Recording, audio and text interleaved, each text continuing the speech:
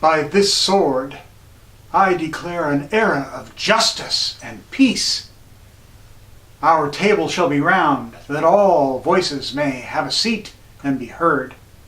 Circumference will take the minutes, all will be glorious. Each knight shall undertake missions and quests to purify their soul and save the realm.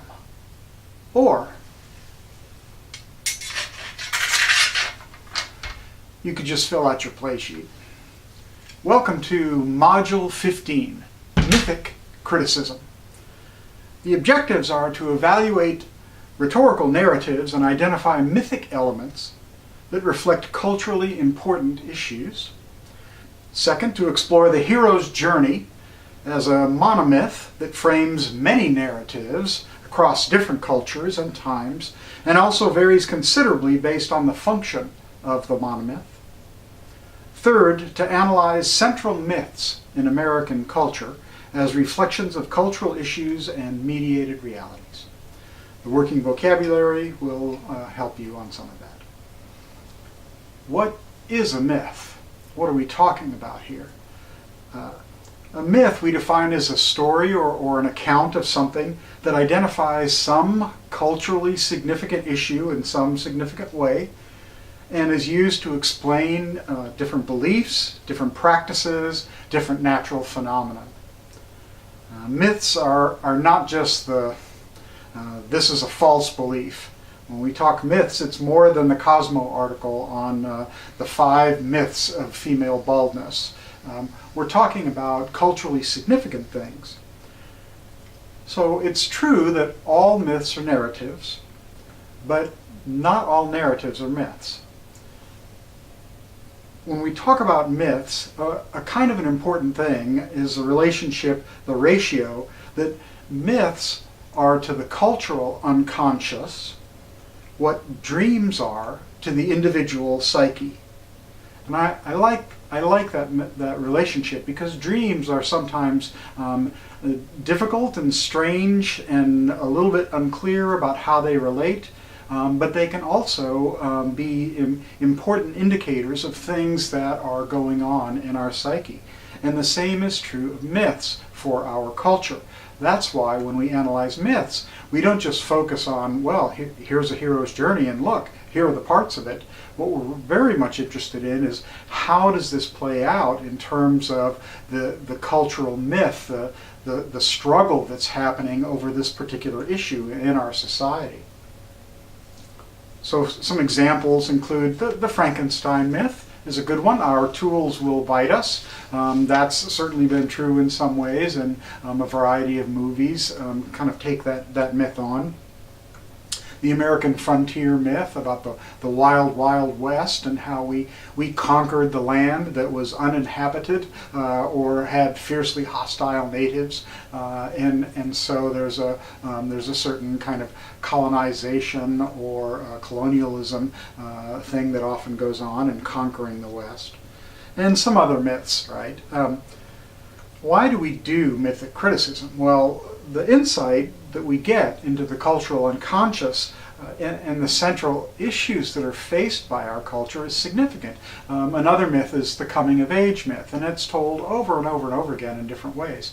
And that's because we as a culture, we struggle with that coming of age, that turning of the time when you move to a different sort of frame of consciousness. And in that way, it becomes a significant issue that we confront.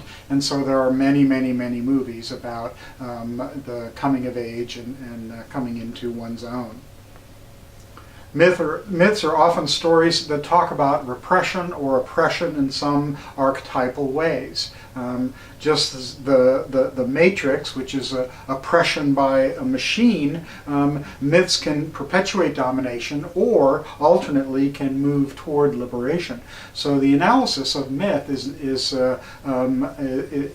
related to some of the power relations and some of our ability to expose domination and oppression where it is, as well as highlight where there are counter statements, as it were. Important contributors include Joseph Campbell, who's written, of course, the book on the hero's journey of 1,000 Faces, and his work on myth and the importance of myth in our culture. In psychology, Jung, his work on archetypal criticism, particularly on the collective unconscious and characteristic forms like the Earth Mother, the Divine Child, the sacrificial death, and so forth. Those are important indicators that happen in mythic criticism. And finally, Northrop Frye from literary criticism and his theory of myths, the organization of different mythoi that he offers, different ways to organize myth, and the quest myth as the central monomyth. Joseph Campbell talks a lot about the hero's journey, and that also is a monomyth. The three stages of the hero's journey. Joseph Campbell's monomyth, the hero's journey, is a pattern or a sequence that we see over and over and over again, particularly in our media, as it were. And this is generally separated into three areas. So we have departure or separation, we have initiation, and we have the return. In the departure stage, this is where you're either choosing or you're pushing off into some kind of change. Sometimes it's the Karate Kid is moving to a new area of the country, all the way across the country. Or, it could be Batman sees his parents killed, and that begins his journey to vigilantism and so forth. So the departure happens in some way. The narrative can include things like a call to adventure, things like getting some kind of odd message or some kind of thing happening, like a call to the wizarding world, crossing the threshold into doing something completely different. The initiation stage is where there are trials and tribulations, and one faces tests and challenges, and this can be in a variety of different ways, psychological as well as physical, as well as other kinds of devious thinking and so forth. There's lots of different ways to express the initiation phase. So this can include being in the belly of the whale, or being right in the heart of the enemy, the road of trials where you have to travel through different things, or maybe you're being trained and there's a series of trials that you have to face. A meeting with the goddess, the oracle in the Matrix, and trying to discern how the message and how it influences your journey and so forth. Temptation is often a part of a hero's journey, dealing with both the temptation of power as well as the temptations of just the ordinary kind of greed and lust and that kind of stuff. And then they call apostasis, the physical and spiritual death, where sometimes a hero will die, aka Harry Potter, and then go through a part of their journey, and then be reborn in some way. So the return is where they become, the hero becomes more of a whole person. There is now more integration, or perhaps more maturity, more awareness, more happiness sometimes, and they have somehow accomplished and grown in some way. The narrative can include some kind of magic flight back to where you originally started from, but also it can include rescue from above. The eagles are coming. The eagles are coming. The master of two worlds, where now suddenly you're not only good in this area, but you've also developed new skills, and then now you're also a warrior, or you're some other skill set, and the freedom to kind of live forward as a more whole person, embracing perhaps a more balanced or more aware life.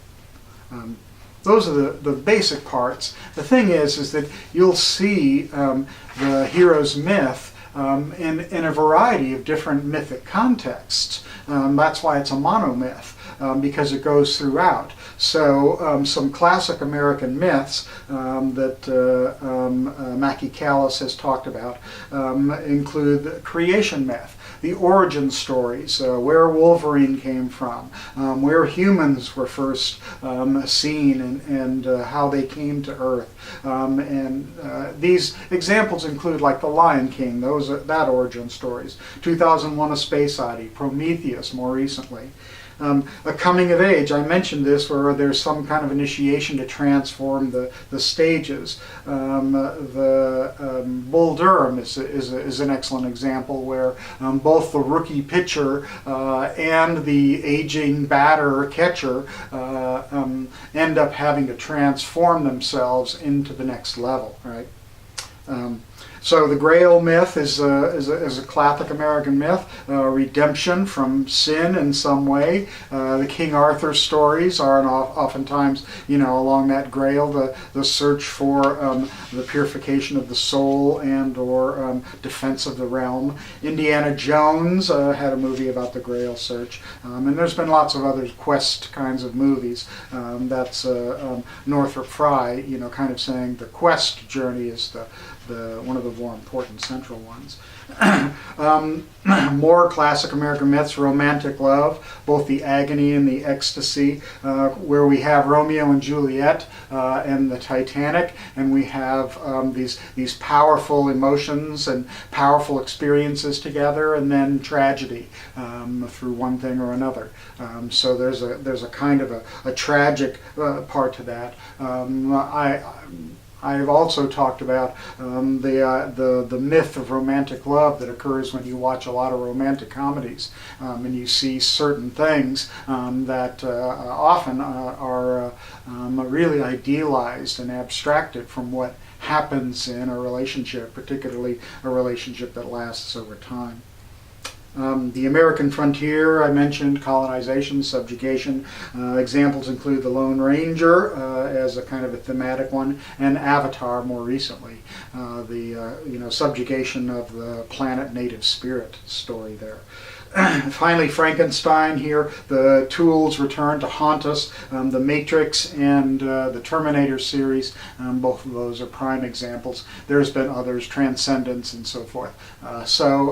Interesting stuff when we begin to look at how myths are particularly powerful in our society and reflect deep-seated issues that we have with things like where we come from, things like how we make it to the next stage and become a more rounded person, and other kinds of important, solid societal issues, right?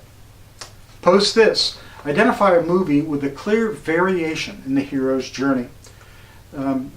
How does the variation, it's just, there's lots of different variations of the hero's journey. And so how does this particular hero's journey vary, bring some power and maybe some different insight into how people transform themselves or are transformed by the events they experience. So, sounds pretty cool. Welcome to the world of mythic criticism. It's an interesting set of colliding things happening in our culture and in our media. Lots of good areas for interesting analysis. As king, I command you vassals to have a great day.